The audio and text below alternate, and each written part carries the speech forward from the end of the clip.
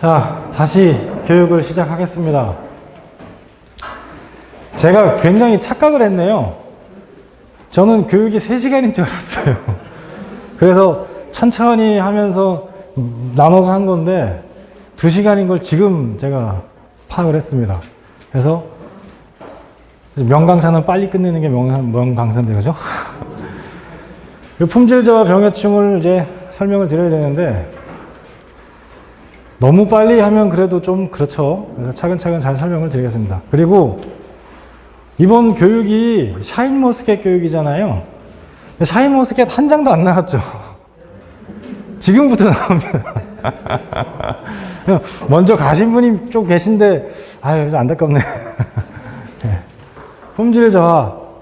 품질 저하되는 거를 너무 어렵게 생각하시는 경향이 있는데 간단하게 생각하시면 됩니다.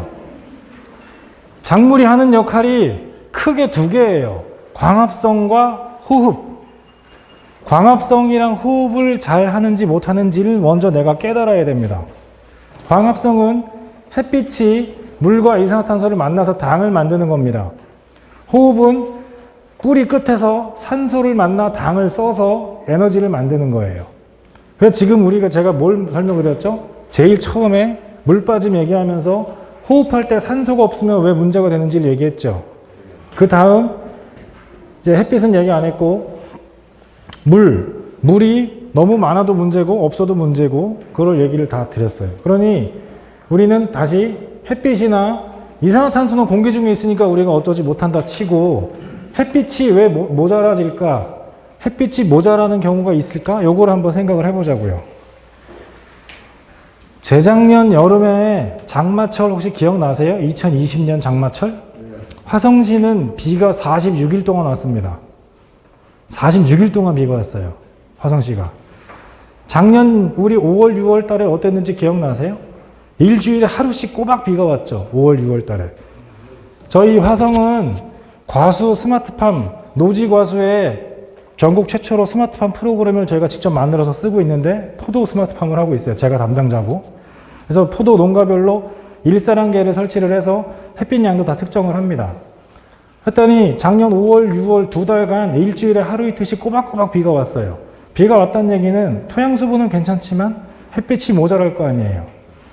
평년의 5월, 6월 햇빛 평균 양과 작년 5월, 6월 햇빛 양을 비교해보면 12%가 줄어들었습니다. 5월, 6월. 처음에 막 한참 자랄 때. 그때 햇빛이 부족했으면 생육 후기에 해가 좋았으면 괜찮은데 생육 후반에는 뭐 연호 때보다 더 좋진 않고 그냥 비슷했어요. 그랬으면 어쨌든 우리는 싹이 나서 열매가 막 굵어지고 할 때까지는 햇빛이 10%가 부족했으면 내가 그걸 아는 인지를 했었던 농업인이라면 착과량을 줄였어야 됩니다. 왜? 햇빛이 모자랐으니까. 햇빛이 모자랐으면 올해 날씨가 안 좋아서 햇빛이 모자랐으면 당연히 물과 이산화탄소가 아무리 많아도 해가 없으면 광합성을 못할 거 아니에요. 그러면 당연히 당이 줄죠. 그럼 열매를 적게 달았어야 돼요. 날씨가 안 좋으면 열매를 적게 달아야 됩니다. 근데 똑같이 2송이씩 달면 생육 후기에 당이 모자라서 안 익어요. 당도도 안 오르고 색깔도 안 오고. 첫 시간에 산소가 왜 중요한지 그리고 물이 어떻게 하면 문제가 되는지 제가 쭉 설명을 드렸어요. 그리고 물에 관련돼서는 토양이 짜도 안 된다까지도 얘기 드렸어요. 3번째가 이 빛이에요. 빛. 해가 안 좋으면 착과량을 줄여야 된다. 왜? 광합성으로 만든 당이 부족해질 테니까. 그렇게 생각을 하시면 충분합니다. 또 하나, 이제 여기가 재배 기술이 들어가는 겁니다. 여기 계신 분들 다 경험적으로 알고 계시죠? 가지를 세우면 수세가 세지고 낮추면 수세가 약해져요. 그렇죠? 혹시 모르셨나요? 다 알고 계셨잖아요? 리코메 법칙이라고 하는데 그래서 수세를 똑같이 맞추기 위해서 포도는 덕시설 아니면 수평, 일자자연 또는 일자 계량형, 웨이크만 이런 식으로 우리가 옆으로 수평으로 놓잖아요.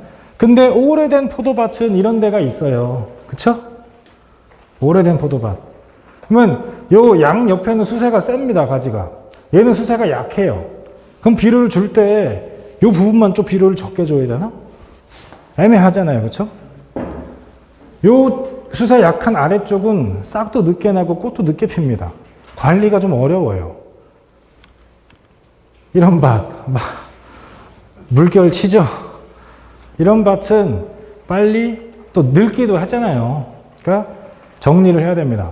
얘를 다 자르고 새로 심으면 2년은 쉬어야죠. 그럼 2년 동안 먹고 살 게 없으니 그렇게 하지 마시고, 요 아래쪽에서 싹 나죠? 이거 다 잘라 버리시죠? 내 포도밭이 늙었다면 이 아래에서 나는 새 눈을 따지 마시고 키우세요. 얘를 그대로 이렇게 키우시는 거예요. 원래 가지가 이렇게 있으면 그 놔두고 밑에서 키우는 놈 양쪽 가지 사이로 이렇게 해서 키우세요. 1년을. 그 다음에 이 새로 나는 가지 말고 얘를 잘라버리면 그 가지로 바로 열매를 얻을 수가 있습니다. 이 주지갱신을 해야 돼요. 갱신. 이렇게.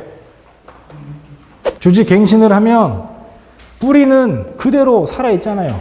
지상부만 싹 갈아버린 거죠. 한 방에 자르고 1년 동안 내가 기다린 것도 아니고 올해는 올해대로 포도 따먹고 내년에 키울 가지는 이미 올해 키워놨어요. 그렇죠? 수세가 굉장히 안정화됩니다. 일자로 쫙 맞춰놓으면 관리하기도 쉽고, 또 내가 남이 만들어 놓은 포도밭을 임대하거나 구매해서 쓰는 분도 계시잖아요. 그럼 내 키에 안 맞을 수 있어요. 웨이크만 식으로 키가 낮으면은 팔은 편한데 허리가 부러지고, 위로 높이면 허리는 편한데 어깨가 부러지고 막 그러잖아요. 잘 맞춰가지고 하면 내 키에 맞게끔 조절할 수가 있고, 이렇게 갱신하면 수세가 되게 안정화됩니다.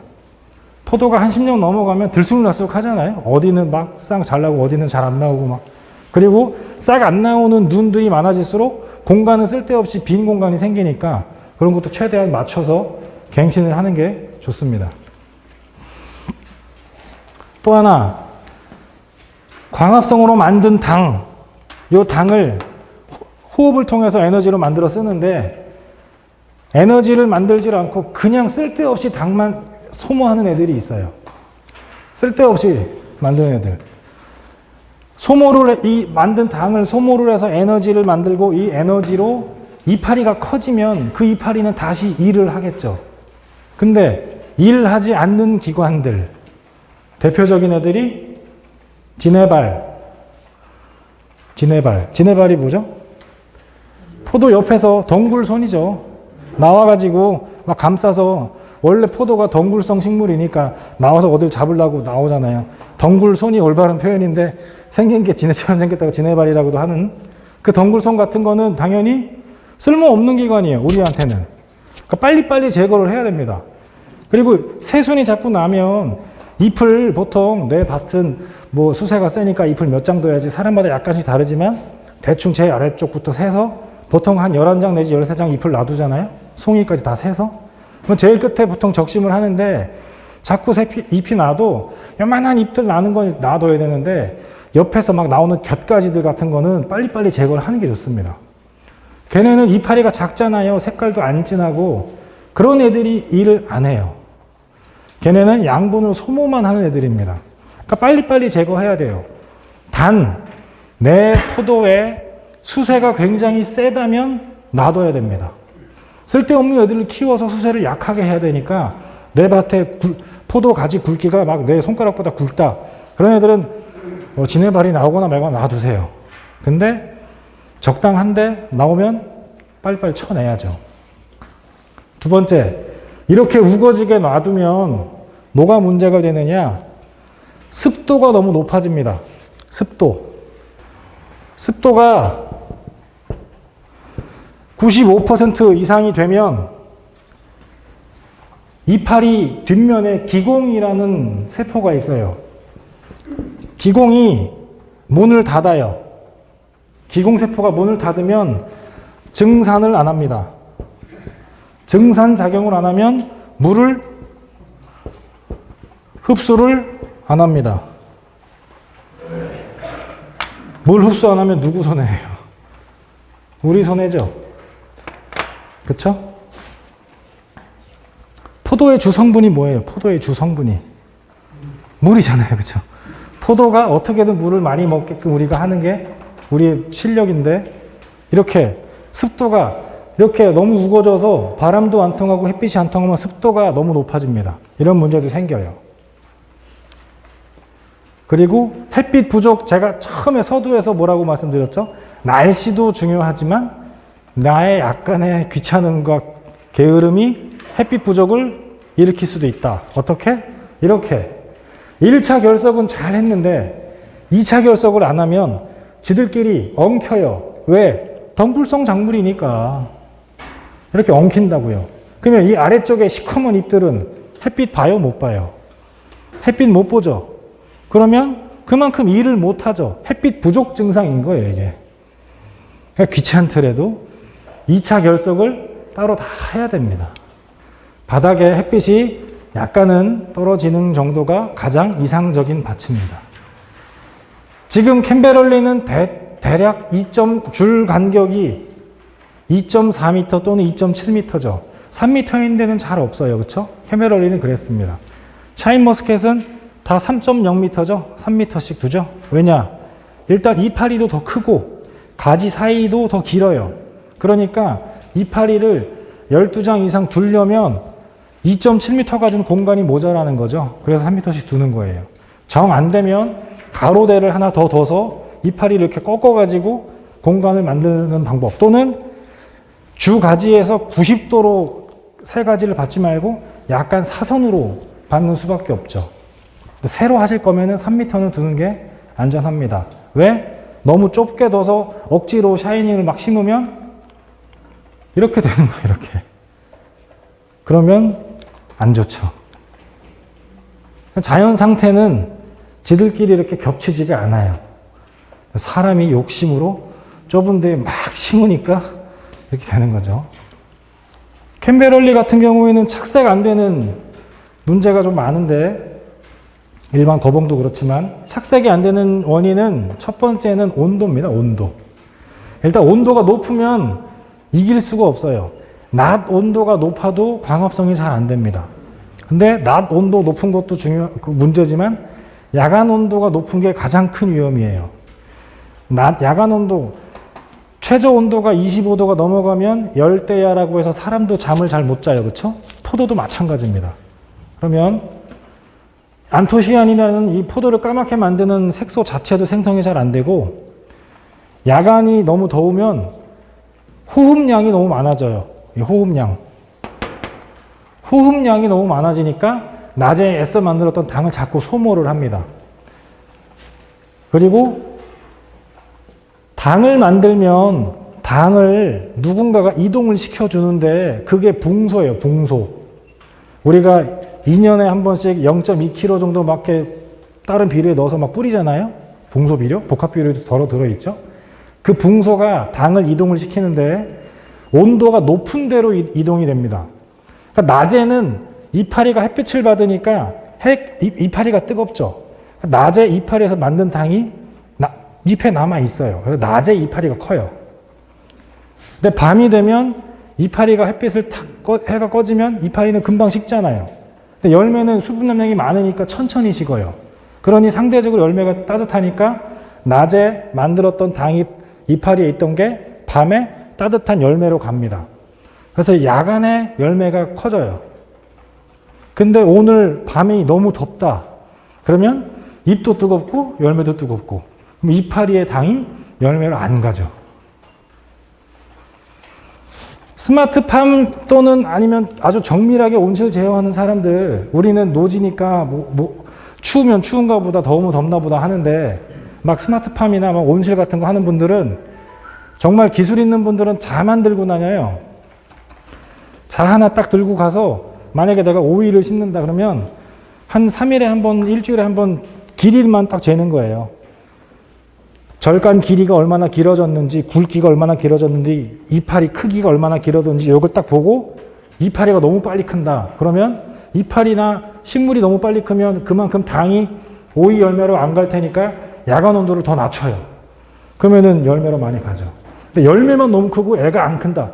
애가 또 커야 일을 할 거 아니에요? 그러면 야간 온도 높이고, 이런 조절을 하는데 우리는 노지니까 못 하잖아요. 온도를 높일 수는 없어요. 그렇죠? 불 뗄 수 없잖아요. 여름에. 근데 여름에 야간 온도를 낮출 수는 있습니다. 어떻게? 팬 시설도 있고 또 관수를 야간에 하는 거예요. 물 온도는 차죠. 지하수 뽑아서 야간에 관수를 하는 것도 하나의 방법입니다. 또 날씨가 안 좋거나, 날씨가 안 좋다는 얘기는 햇빛이 부족하거나 아니면 온도가 너무 높거나 이런 문제가 생기면 만든 당 자체가 적어졌을 거 아니에요. 예년보다. 그랬으면 사람으로 치면 월급이 줄어든 건데 자식을 똑같이 낳으면 그 녀석들 다 못 키울 거 아니에요. 당연히 내가 스스로 착과량을 조정을 해야 됩니다. 아, 올해 날씨가 안 좋아. 그러면 늦게라도 빨리빨리 따야 돼요. 게다가 나무 젓가락보다도 얇은 가지에는 제발 달지 마세요. 샤인머스켓도 마찬가지입니다. 샤인머스켓은 더 엄격하게 가지 굵기가 8mm 이하인 애들은 달면 안 돼요. 근데 지금 막 잘 팔린다고 막 달아놓고 막 키웠다가 나중에 한참 샤인머스켓 커가지고 한참 일할 때 병들어가지고 다쳐가지고 비실비실 되는 것보다는 훨씬 더 지금 정리하는 게 훨씬 낫죠. 그리고 토양 분석 같은 거 잘 해서 내 토양 산도가 잘 안 맞거나 아니면 인산 자체가 부족하면 영양제 쓰듯이 인산 비료를 좀 쓰는 게 좋습니다. 아까 그리고 말씀드렸죠? 산성 토양에서는 용성인비를 써야 되는데 알칼리성 토양에서는 용성인비 쓰지 말고 인산이나 인산가리를 써야 됩니다. 통계를 보면 2018년에 전남 경북은 1,700kg 따서 키로당 5,000원 받고 800만 원 벌었어요. 그렇죠? 평균이니까 지역마다 조금씩 다르겠죠. 근데 경남 충북은 1,900kg 따가지고 400만 원, 700만 원 벌었다고요. 무슨 얘기냐? 1,700kg 딴 사람이 일을 많이 했어요? 1,900kg 딴 사람이 일을 많이 했어요? 일은 많이 했는데 돈은 적게 벌어요. 그렇죠? 19년도 경북 전남은 1,600, 1,700 따서 이렇게 벌었는데 충북은 정신 못 차리고 1,900kg 따서 돈 500 벌고. 물론 이게 정확한 통계는 아닙니다. 지역별로 통계 전체 처리한 거고 지역별로 단가도 다를 테고 브랜드 이미지도 있고 여러 가지 변수들은 있겠지만 양만 따져보면 20년도 마찬가지예요. 20년에 재작년에 장마가 그렇게 길었으면 알아서 수량을 줄였어야 될 거 아니에요. 수량 줄여서 따면 이렇게 잘 버는데 많이 따면 못 번다. 결론은 많이 딴다고 돈을 더 버는 게 아닙니다.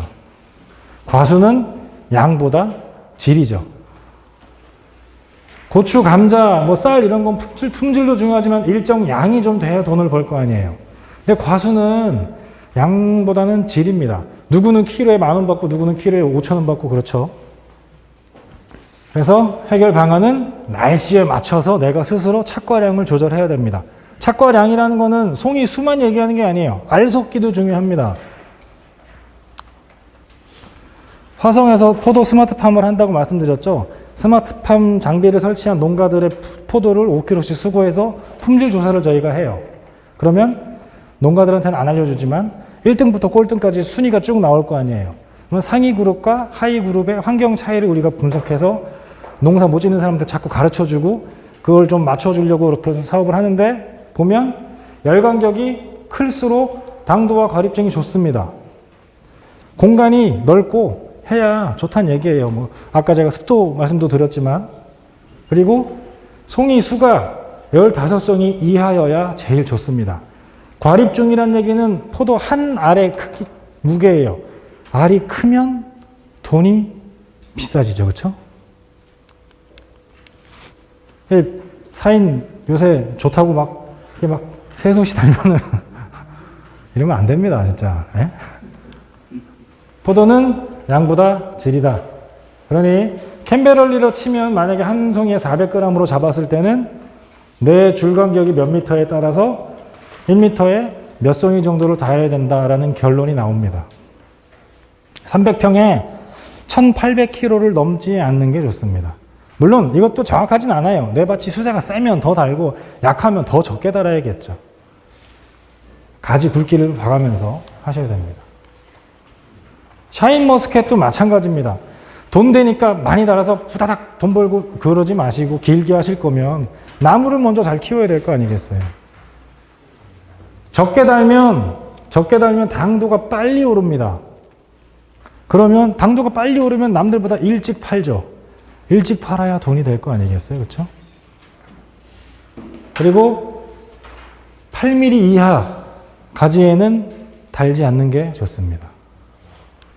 화성에도 샤인머스켓 꽤 하는데 품질 조사 해보면 역시 550g 이하로 단 농가들이 제일 좋았습니다. 550g 이하로 한 농가들. 진흥청 자료도 마찬가지예요. 샤인머스켓 최근에 대부분 다 새로 하셨죠? 몇 미터 간격으로 심으셨어요? 2미터, 3미터 간격으로 하셨죠? 예? 그러니까 나무와 나무 사이가 4미터 간격으로 하셨어요? 그러면 그 사이는 빈 땅이에요? 지금? 전목 얼마예요, 요새? 여기 어디서 사세요? 뭐 상주, 김천, 우리가 다 알고 있는 땡땡 농원 뭐 이런 데서 다 하셨죠? 이게 안타까운 상황입니다. 제가 8mm 이하의 가지는 샤인 달지 말라고 지금 말씀드렸잖아요. 2m든 3m든 4m든 처음에 그렇게 심고 묘목 상태도 예전보다는 되게 안 좋아졌죠. 하도 찾는 사람들이 많으니까. 빈약한 허약한 묘목에서 심어서 1년에 4m씩 자라나요? 못 자라잖아요. 한 2m 자라죠? 2m 쭉 끌고 나가면 처음에 1년은 그냥 그것만 자라요. 이듬해에는 이제 가지가 막 나죠. 근데 많이 안 나요, 가지가. 아상도 처리하고 막 가지가 나도, 새 가지가 나도 얇아요. 근데 가지가 새로 열렸으니까 송이를 막 달죠. 그래서 조금씩 늘어나가는데 그러면 당연히 수세가 약하죠. 대립계 포도인데. 대립계 포도는 수세를 세게 키워야 되잖아요. 그렇죠? 포도 묘목 하나에 10,000원 하더라도 300평에 보통 120주 정도 하는데 200주는 하셨어야 돼요. 200주를 해서 1m에 하나씩 꽂으세요. 그래서 1m만 키워요. 올해 4월에 묘목 사서 새로 하실 분은 1m씩 꽂아서 1m만 키우세요. 그러면 가지가 굵죠. 그러면 내년에 바로 열립니다. 거기서 몇 송이만 따도 묘목값 충당하고도 남아요. 그리고 개중에 지금 묘목 파는 데서 딴 데서 뭐 전목이든 한목이든 구해봐야 묘목이 그렇게 튼실하지 않기 때문에 덜어 많이 죽을 겁니다. 죽는 건 빨리빨리 없애고 개중에 굵은 애들만 놔두고 나머지를 쳐내서 2m나 3m 간격으로 내가 나중에 맞추면 돼요. 그러면 훨씬 빨리 샤인을 수확하고 포도는 굵어요. 근데 처음부터 2m, 3m씩 길게 막 끌고 가면 수세가 약하죠. 수세가 약한데 제가 와서 8mm 이하는 달지 마세요. 우리 집 죄다 8mm인데 이렇게 될 수도 있어요. 다른 포도도 마찬가지입니다. 웬만하면 처음부터 크게 면적 잡고 할 게 아니고 처음에는 맞게끔 해서 나중에 솎아내는 방식을 취하는 게 당연히 현명한 선택입니다. 포도가 묘목 하나가 5만 원씩 하지 않는 이상은 그거는 그 나무 수세에 맞춰서 저희가 작년에도 그 샤인머스켓 쪽 사업을 할 때는 저희 화성은 샤인머스켓 사업을 저희가 안 해요. 저희가 샤인머스켓을 2015, 16 도입해보고 괜찮아서 농정가로 넘겼어요. 우리는 샤인머스켓 사업 안 하고 다른 품종 확대하겠다라고 해서. 그래서 샤인머스켓 사업을 농정가에서 할 때도 저희가 언질은 했죠. 1m씩 하게 하라고. 근데 묘목 구하기가 힘들어서 거기도 잘 못했긴 했는데 어찌됐든 사업으로 충당이 안 되면 자비라도 생각이 있는 분들은 저희한테 물어보고 자비로라도 묘목을 구해서 1m씩 심은 분들은 이듬해 바로 굵어져서 잘 자랐어요. 처음부터 손가락 굵기만큼 굵게 1m만 키우면 그렇게 되니까. 개 중에 또 아닌 애들도 있죠. 그런 애들은 그때그때 정리하시고. 근데 300평에 120주 사업해가지고 120주 갖고 와서 심었는데 한 40주씩 막 죽어나가고 업체 전화해서 내 묘목 왜 이러나 어쩌나 그럼 나중에 또 가을에 받아서 또 심고 그러면은 2년 3년이 되는데도 애들은 비실비실 되고 남들은 막 300평에 막 5천만 했다는데 나는 막 욕 나오죠. 그죠? 550g짜리 샤인을 만들려면 꽃송이를 5cm 아래로 놔두면 됩니다. 요 끝송이가 혹시나 다쳤으면 속상해하지 마시고 어깨송이 써도 돼요. 다 자르고 요거 써도 됩니다. 샤인은 잘 자라요. 수세만 세면. 그리고 정리를 할 때 요 어깨송이 2개는 남겨놓는 게 좋아요. 왜냐? GA 처리에서 얘 1차 처리 한 놈, 안 한 놈 비교를 하려면 내가 표시하게끔 요렇게 아래 놔두고 요 끝에 2개를 이렇게 달아놓고 놔뒀다가 꽃이 다 피면 1차 처리하고 하나 탁 잘라놓으면 누구는 1차 처리했는지 안 했는지 구분이 되잖아요. 그렇게 표시하는 것도 하나의 방법입니다. 매직으로 써봐야 눈에 보이지도 않아요. 이렇게 하시고 과립중은 14g까지 만들면 좋은데 일단 10g은 넘겨야 가격이 좋으니까 이렇게 굵게 하시려면 과립수를 50개 이하로 알속기를 잘 하셔야 됩니다. 10g짜리가 50개면 500g이잖아요. 그쵸? 그렇게 하시면 됩니다. 8mm 이하는 착각 안 하는 게 좋습니다. 3.5cm로 짧게 해도 괜찮아요. 그렇게 막 못 먹을 정도 아니고 괜찮습니다. 오히려. 그러니까 조금 짧게 해도 괜찮고 길게 해도 길게 하는 거 사실 좀 좋지 않습니다. 알이 좀 작아요. 착색기의 가장 좋은 영양제가 뭐라 그랬죠? 착과량 조절이죠. 착과량. 적게 달아야 색깔이 좋아진다. 그리고 인산 비료. 이 착색제 같은 거 쓰는 분들도 계신데 착색제는 강제로 노화시키는 애들이니까 그렇게 좋지는 않습니다. 그리고 착색기 그때만 딱 지나가면 착색제 같은 걸 줘도 반응을 안 해요. 그러니까 안 쓰시는 게 좋고 2송이씩 달고 나중에 익을까 안 익을까 전전긍긍 하지 마시고 과감하게 따는 게 좋습니다. 자리 외에는 자리에 빠졌나 보네요.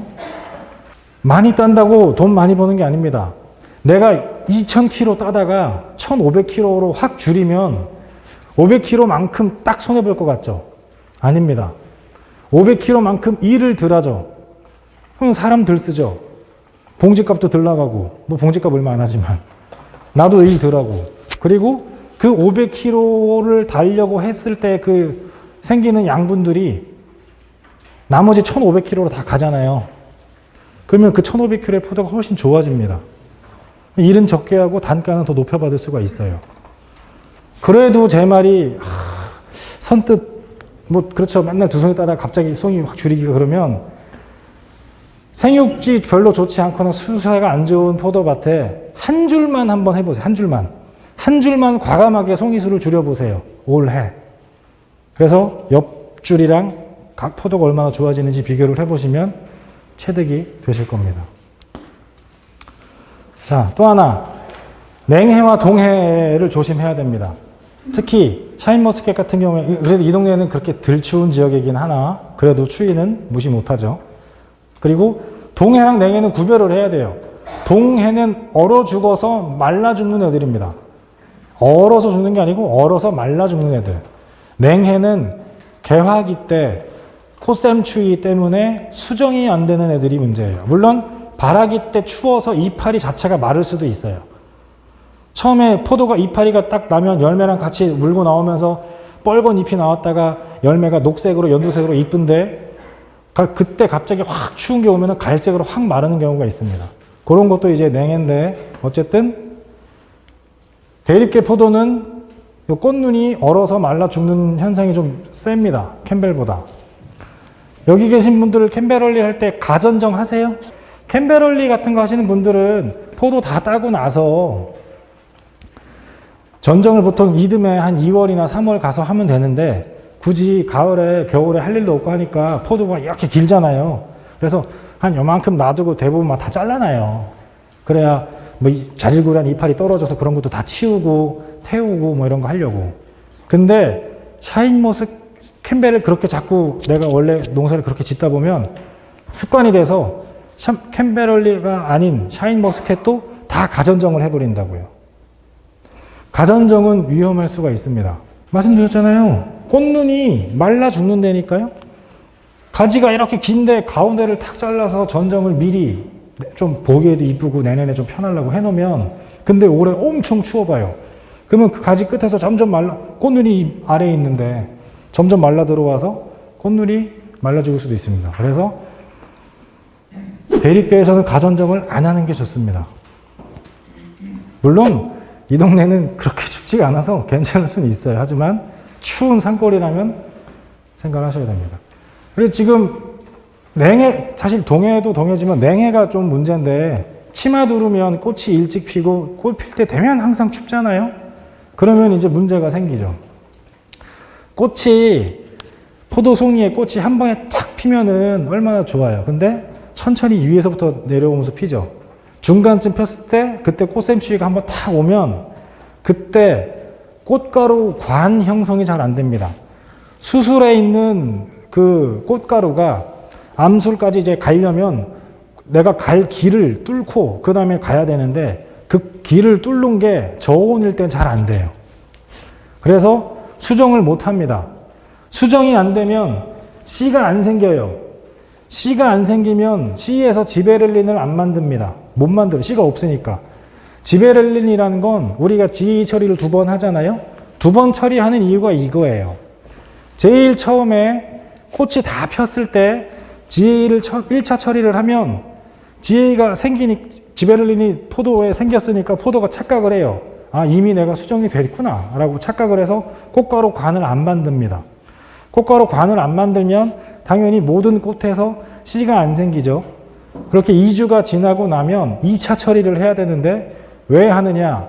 정상적인 과일은 뭐 포도뿐만 아니라 사과, 배, 복숭아 다 마찬가지로 씨가 스스로 지베렐린을 만들어요. 지베렐린이 있어야 양분이 글로 모입니다. 근데 우리가 1차 처리를 해서 씨가 있는 것처럼 포도를 속여서 꽃가루 관을 안 만들고 씨를 없애버렸잖아요. 그러면 지베렐린이 안 생기니까 열매가 안 커진다고요. 그래서 2주 후에 2차 처리를 해서 씨가 있는 것처럼 또 한 번 속이는 거죠. 그러면 양분이 모여요. 그래서 알이 커집니다.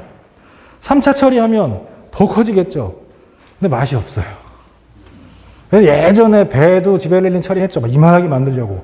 근데 뭐 너무 크고 맛도 그냥 그래서 요새는 다 안 하고 2차만 처리하는 거예요. 근데 추워서 안 생기면 문제가 생기죠. 추워서 안 생기면. 요거는 이제 얼어 죽은 동해고요. 샤인머스켓이 대립교 중에는 강한 편이긴 하나 영하 16도에서는 오래 못 견딥니다. 근데 제가 계속 이 동네는 뭐라고 했을 때 다들 끄덕끄덕 하셨잖아요. 제가 여러분들을 이제 낚으려고 한 건데 작년 1월 9일 날 화성이 영하 18.9도, 그렇죠? 구미는 영하 11.5도. 여기도 영하 10도 이하로 내려가는 일이 생겨요. 아직 올겨울에는 그렇게까지 여기가 춥진 않았지만 모른다고요. 언제 어떻게 추워질지. 구미 칠곡이라고 안심하실 때가 아니고 혹시 모릅니다. 올겨울은 작년보다 더 춥다고 기상청에서 막 기사를 냈길래 얼른 캡처를 했는데 기상청이 좀 잘 틀린 그래서 이렇게 안전하게 이렇게 보온재로 감싸는 게 좋습니다. 특히 지금 여러분들께서 2m, 4m 간격으로 심어서 주지 굵기도 얇을 거 아니에요. 얇으면 당연히 추위에 약하겠죠. 더 쉽게 마를 테니까. 그러니 보온재로 볏짚이나 이런 걸로 잘 감싸시고 냉기가 들어오는 데가 있거나 하면은 잘 틀어 막기도 하시고 또 약간 경사가 져서 아래쪽에 냉기가 쌓이면 그게 문제니까 오히려 냉기를 막아게끔 문을 열어서 나가게끔 하는 방법도 괜찮습니다. 근데 옆에 땅보다 내 밭이 더 낮은데 내가 문을 연다? 그럼 밖에 냉기가 일로 들어오죠. 그거는 경사 방향이나 생각해서 문을 열지 닫을지를 잘 판단을 하시면 됩니다. 그래서 개화기에 냉해가 생기면 이렇게 돼요. 수정이 된 애는 이렇게 알이 커지고 씨가 있으니까 수정이 안 된 애들은 안 커져요. 이런 피해들이 있는 게 개화기의 좋은 피해입니다. 꽃돌이 현상이랑 다른데 꽃돌이 현상이란 건 물론 다들 샤인머스켓을 하신다고 하니 굳이 자세히 설명 안 하겠지만 그러니까 꽃더리 현상이 뭔지는 알고는 계셔야 됩니다. 개화기 저온 피해는 꽃이 폈을 때 꽃샘 추위 때문에 남녀가 못 만나서 헤어져가지고 애가 안 생긴 거다 이렇게 생각하시면 되는데, 꽃더리 현상은 일 안 해 라고 파업하는구나. 파업한 거예요. 파업. 왜? 포도나무의 양분 균형이라고 했는데, 옛날에는 질소비료를 너무 많이 줘서 문제가 있었지만 요새는 비료 많이 준 것보다 내가 너무 많이 달아서 작년에, 또는 광합성이 부족한데 비료도 안 주고 햇빛도 부족하고 뭐 이렇게 수세가 굉장히 약해졌을 때 이런 파업이 옵니다. 샤인 머스켓은 이런 꽃더리 현상이 캔베리나 이쪽보다는 훨씬 덜 해요. 왜냐? 일단 대립계니까 우리가 무조건 세게 키워야 된다는 생각이 있고, 세게 키워도 돼요. 수세를 세게 키우면 수세가 너무 세도 이런 꽃더리 현상이 오는데, 우리는 지베렐린 처리를 따로 하니까 꽃더리 현상이 없죠. 하지만 이런 거랑 비슷한 샤인머스켓의 피해가 있죠. 뭡니까? 꽃송이가 안 나와요. 그쵸? 수세가 약한 가지는 꽃송이가 안 나옵니다. 아상 처리를 해도 잘 안 나오고, 대부분 수세가 아주 세거나 수세가 약하거나 그러면 이렇게 돼요. 꽃송이가 안 나오거나 싹이 안 나거나 하는 문제가 생기니까 이런 것들을 좀 수세 관리를 잘 하셔야 됩니다. 그래서 내 샤인머스켓의 밭에 수세가 너무 센 가지가 있으면 걔는 더 길게 쭉쭉 빼서 키우시면서 수세를 낮추고 가지 끝을 좀 내려놓는 게 좋겠죠. 수세 약해지라고. 수세가 약한 가지는 송이 달지 말고 양분을 좀 더 주시고, 쓸데없는 곁가지 같은 거 정리 빨리빨리 해서 수세를 키워야 됩니다. 그래서 토양은 비료 사용 전에 분석을 해야 됩니다. 왜? 비료 사용 처방서니까. 그리고 수확하고 나서 10월이나 11월쯤 돼서 한 번 더 분석을 해서 1년 동안 토양의 양분이 얼마나 없어졌는지 이런 걸 보시는 게 좋습니다. 지혜 처리 방법 다 아시죠? 1차, 2차 하는 거. 넘어갈 텐데, 요 제조 방법은 표 참고하시고, 저희는 1차 처리를 6월 3일부터 7일간, 6월 3일부터 7일까지 4일 간격으로, 4일간 했고, 2차 처리는 그냥 2주 후에 한 번에 했고요. 특히, 지베렐린 1차 처리하기 전에 마이신 처리를 하는 게 좋다고 다들 하는 분도 있고, 뭐 괜찮다고 하는데, 저희 경험으로는 마이신 처리하는 게 훨씬 좋습니다. 근데 책에는 마이신 처리를 개화 2주 전 뭐 이렇게 하라고 하잖아요. 아니, 꽃피기 2주 전을 어떻게 알아요, 우리가. 꽃피기 3, 4일 전에 해도 무방합니다. 저희도 며칠 전에 했어요. 그래도 씨는 없이 잘 생겼습니다. 지혜 처리할 때 중요한 건, 제가 이 표를 만든 이유가 그겁니다. 만들다 보면 내가 헷갈려서 농도가 이상해질 수도 있어요. 막 또 남았던 거 막 섞어서 쓰기도 하고 이러다 보면 잘 맞춰야 돼요. 안 그러면 뭐 많이 보셨나요? 막 동록과 생기고 막 애들 막 굽고 막 이런 거, 그런 것들 있을 수 있으니까 농도 잘 맞추시고, 특히 하우스 같은 데서 샤인 하실 때 너무 덥거나 습도가 높으면 또 문제가 생겨요. 그러니까 아침 저녁으로 처리하는 것이 좋습니다. 더크리 풀매트 여기 뭐 쓰세요?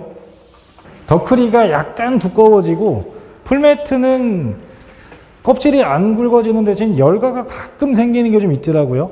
그래서 저의 판단은 더크리는 약간 두꺼워지니까 택배 같은 게 될 거라고 보여지고, 그래서 그거를 공판용 같은 걸로 파는 게 낫지 않을까. 대신 풀매트 같은 거 쓰신 분들은 당도가 조금 더 괜찮아지고 이런 게 있어서, 대신 이제 과피가 좀 얇아서 열과가 생길 수도 있으니 뭐 배송이나 이런 거보다는 직판으로 할 때 풀매트를 하시는 게 더 좋지 않을까라는 개인적인 생각을 말씀드리겠습니다.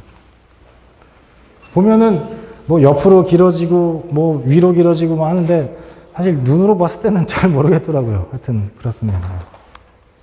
자, 마지막 병해충인데요. 이렇게 가지 하나만 노래지는 거 혹시 보신 적 있나요? 토양이 문제면 이 나무 전체가 가지가 이상해지는데, 가지 하나만 이렇게 노랗게 되는 경우가 있습니다. 심하면은 이렇게 낙엽도 지고요. 이런 것들은 비닐 걷어서 짝대기로 찔러 보셔야 됩니다. 막대기로 땅을 찔러 봤을 때 움푹움푹 들어가고, 이거 다 두더지 피해죠. 이 들려있는 뿌리와 이어진 가지만 저렇게 양수분을 못 먹어서 노랗게 되는 거예요. 두더지 피해가 생각보다 되게 많습니다. 화성의 두더지 일대 현황은 어디 근처입니까? 다 산 옆이죠. 산 옆에. 산 옆이에요. 두더지가 산에서 살다가 봄이 되면 포도밭에 먹을 게 많으니까 오는 거죠. 우리가 포도밭에 비료도 주고 막 퇴비도 주고 하니까 벌레들이 막 생기고, 그 벌레를 이제 먹으려고 두더지가 굴을 파놓고 지가 굴 파놓은 데를 매일 도는 거예요. 그러다 보면 벌레들이 지나가다 그 굴로 툭 떨어지면 가다가 하나씩 이제 먹는 거죠. 두더지를 잡아야 되는데, 두더지는 하루에 3번 활동한다고 합니다. 그래서 새벽에 이렇게 나오는데 먼저 비닐을 좀 걷어서 찔러보고 두더지 굴을 확인한 다음에 그걸 밟아요. 밟아서 다 무너뜨리고, 그 다음 날 아침 5시쯤 와가지고 막 쿵쾅대고 오면 안 됩니다. 애들이 진동에 예민하니까 살살 와서 이러고 있으면 땅을 파는 소리가 들려요. 잘 찾아서 가면 들썩들썩 합니다. 이놈들이 뒤로 도망가요. 그러니까 삽으로 이 녀석 막 앞으로 파고 있을 때 뒤를 탁 틀어막고 잡으시면 되는데, 네, 저는 잡아본 적 없습니다. 영상만 봤어요, 저도. 이 녀석들이 진동에 예민하다고 하니까 요 바람개비 같은 거 만들어서 중간중간 꼽기도 하고, 빈 캔 깡통 같은 거 막 그 기둥에 매달아 놓기도 하고, 또 포도밭 갈 때마다 나무는 때리지 마시고 그 기둥만 툭툭 치면서 다니시면 막 소리가 계속 나고 하니까 그렇게 쫓아내는 게 가장 좋은데, 이런 쥐약이 옛날에 좀 있었는데 요새는 안 나와가지고 쥐약이 잘 없더라고요. 그래서 그렇습니다. 개미는 진딧물 보호하는 애들이니까 방지하는 게 좋습니다. 붕사랑 설탕 섞어 놓으면 다 물고 가서 다 같이 나눠 먹고 다 같이 죽어요. 샤인머스켓은 녹균병이랑 새눈무늬병 방지 잘 해야 됩니다. 특히 녹균병은 한번 생기면 되게 계속 자주 발병해요. 자주 방제를 잘 해야 되는데, 해충은 뭐 아시니까 넘어가고요. 지금 방제하실 때 살균제, 살충제 섞어서들 하시잖아요. 그렇죠? 5월 됐으니까 한번 치자. 6월 됐으니까 한번 치자. 근데 그렇게 치면 안 됩니다. 살균제는 그렇게 치면 안 돼요. 살균제는 2번에 나눠서 쳐야 됩니다. 병이 어떻게 생기냐면, 병균이, 이게 포도 이파리예요. 포도 이파리 위에 이렇게 묻으면 왜 묻느냐? 이파리가 젖어 있을 때 묻어요. 매끈할 때는 안 묻습니다. 언제 젖어요? 비 올 때. 그러면 공기 중에 떠다니는 포자가 빗방울에 묻어서 같이 맞아서 묻을 수도 있고, 또 한편으로는 토양에 정말 많은 세균들이 삽니다. 비가 오면 빗방울 맞고 튀어서 이파리로 오는 거예요. 토양의 피복을 비닐로 하는 이유가 여러 가지가 있는데, 첫 번째, 잡초 나지 말아라. 두 번째, 병 튀지 말아라. 세 번째, 토양의 수분 함량이 막 날아가는 것도 틀어막는 거. 여러 가지 이유가 있죠. 어쨌든 그래서 이 묻은 애들이 요 식물세포 사이로 들어와서 침입을 해서 병을 일으킵니다. 그러면 비 오기 전에 또는 비 오고 후에 이렇게 나눠서 방제를 해야 되는 거예요. 비 오기 전에 이 이파리를 농약으로 감싸야죠. 보호제라는 개념이 여기서 나옵니다. 이파리를 감싸야 비가 오고 나서 이런 애들이 와도 그 농약이 막아줄 거 아니에요. 그 다음에 이미 비가 한참 오고 나서 요쯤에는 어때야 돼? 보호가 아니고 치료를 하는 치료제가 있어야 될 거 아니겠어요? 그래서 실제로 농약도 보호제와 살균제는 보호제와 치료제 2개로 나뉩니다. 유기유황, 황이나 구리로 만든 애들은 보호제, 나머지 애들은 치료제인데, 이런 성분만 적으면 당연히 우리가 알 수가 없죠. 그렇죠? 그래서 정부에서는 알기 쉽게 농약 제공기구로 마련해 놨어요. 이게 뭔지는 아시죠? 살충제는 숫자로 구별하고 살균제는 가나다로 구별하는데, 죽이는 방법대로 분류를 한 거예요.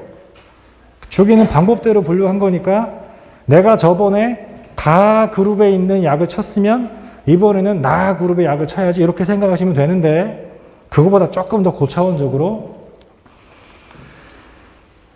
보호살균제는 카와 다 이 그룹입니다. 그러니까 비 오기 전 내가 내일 모레 비가 온다 그러면 오늘 얼른 약을 사서 카나 다를 사서 오늘 약을 쳐야 돼요. 보호를 해야죠. 그리고 나서 비가 오고 나면 그 다음에 살균제, 직접 살균제, 치료제를 나머지 그룹들, 사, 나, 라 이런 애들로 치는 겁니다. 나눠서 쳐야 돼요.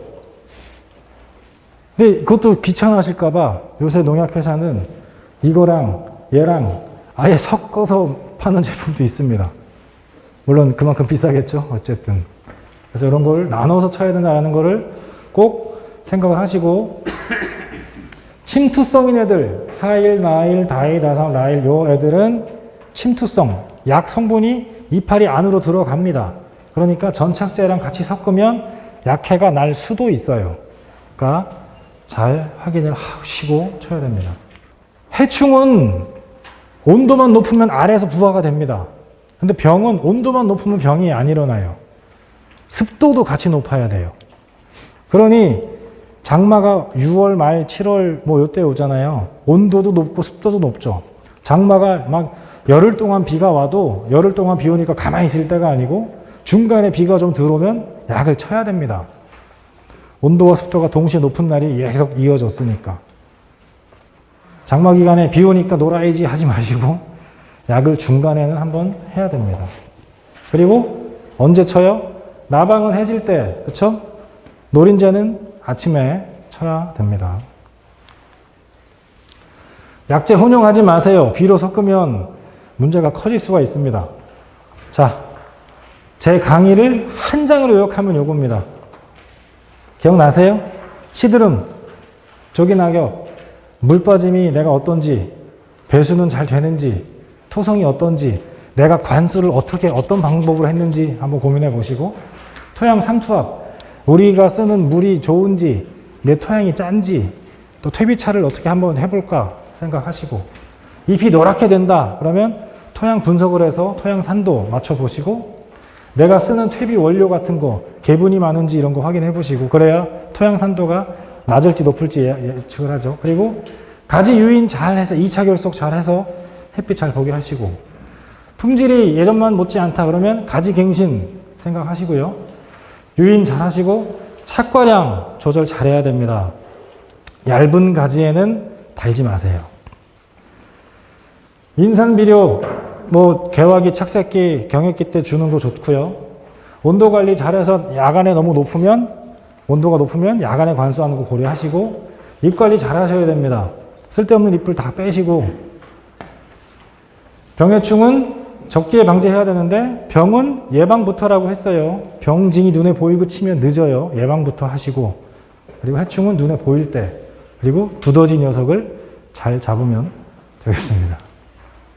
우리나라 1년간 소비량을 보면 이제는 우리나라가 쌀보다 과일을 많이 먹는 나라가 됐습니다. 몇 년 됐어요 이미. 물론 쌀을 많이 안 먹어서 생긴 결과인데 어쨌든 그러니까 자부심을 가지시면 되겠습니다.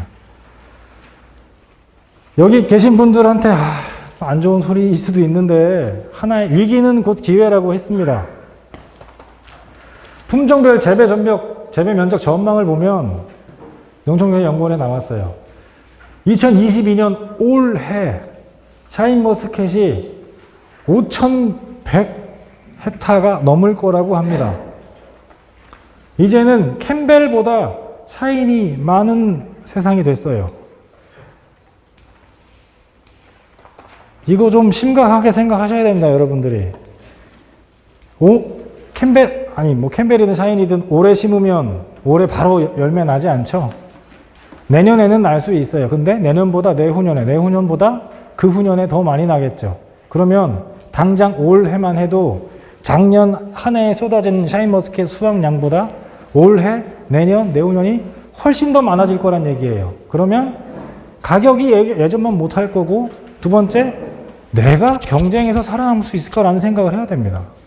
그러려면 제가 오늘 강의했던 거 잘 곱씹어서 고품질의 포도를 만드셔야 돼요. 그리고 샤인머스켓만이 능사는 아닙니다. 제2, 제3의 샤인머스켓도 생길 수 있어요. 화성 같은 경우는 저희가 충랑이라는 포도를 굉장히 잘 밀고 있는데 충랑도 씨가 없고 괜찮습니다. 생각보다. 그래서 제2, 제3의 샤인머스켓도 한번 고민을 해보시는 게 좋습니다. 요거는 자료에 없죠? 그렇습니다. 그리고 생활 소득에 따라서 포도 색깔이 달라지는 거 아세요? 잘 못 사는 나라들은 까만 포도를 많이 먹어요. 조금 잘 살면 청포도로 바뀝니다. 진짜 잘 살면 빨간 포도를 많이 먹어요. 우리나라는 청포도로 바뀌어가고 있고 이제는 청포도가 더 많아지는 세상이 됐어요. 그렇죠? 근데 이게 언제까지 될까요? 5년 뒤, 10년 뒤에는 다 같이 빨간 포도를 지금 재배하는 날도 올 수도 있습니다.